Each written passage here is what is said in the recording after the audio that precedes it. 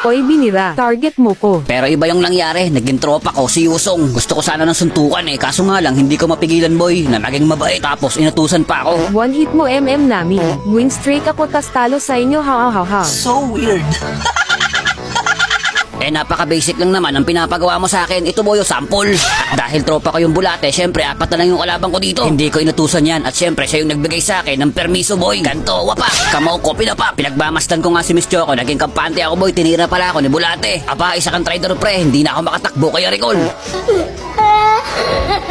O sa puntong to, gusto niya na naman magpa-picture boy. Kaso nga lang, nasipa sa mukha ni Chupapi. Aba, teka, bawi lang ako, wapak. Di ba gusto mong bugbugin ko yung MM nyo? Gagawin ko gusto mo, kaso nga lang dilubyo yung sasapitin ng mga kampi mo. Chupapi, nagpapahabol, konting dikit pa, pili siya. Siguradong mawawala ka talaga. Baka binira yan. Papi, kayong dalawa. Wala siyang pakialam kahit matalo sila. Ang mahalaga, makapagpa-picture siya sa idolo niya. Kaso hinahabol siya na Stephen Curry, kaya yung tumba. Nakaka-proud naman talaga, pero wala naman kasing talagang problema kung pagbibigyan ko sila.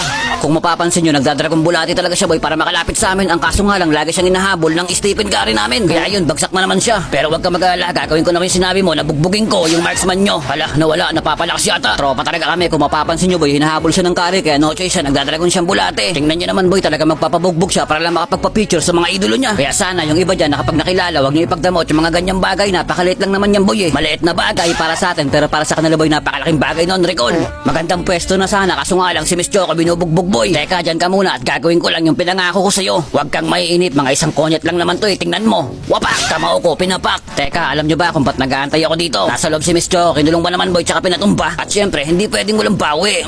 Gigil mo ako eh no? Tamang masid-masid lang sa kapaligiran habang tumatay sa damo. Wait lang, ito na bi, at para naman makaganti ka syempre. Pagkalto ko may tira pang piso pero para sa'yo talaga yan. At dahil busy yung mga kampit kalaban namin, nakahanap na kami na magandang pwesto. Makapagpasaya din tayo minsan ng mga player. Syempre, wag puro bugbog, konya at kaltok ang binibigay natin. Kaso nga lang, nasipa na naman siya na Chupapi sa mukha, kaya yun, bagsak na naman sa tropa. Sinipa yung pagkain papunta sa akin. Ayun, pagkasarap talaga ng MM nyo boy. At nagkakaroon na nga na matinding recall. Pero dapat bago matapos yung laro, dapat makatikim ka rin sa akin boy. Auto sa pa ko yan at nagka-tower lock na nga pala dito boy si Miss Choco. Kaya matik, ako yung MVP, yung magpalo pogi.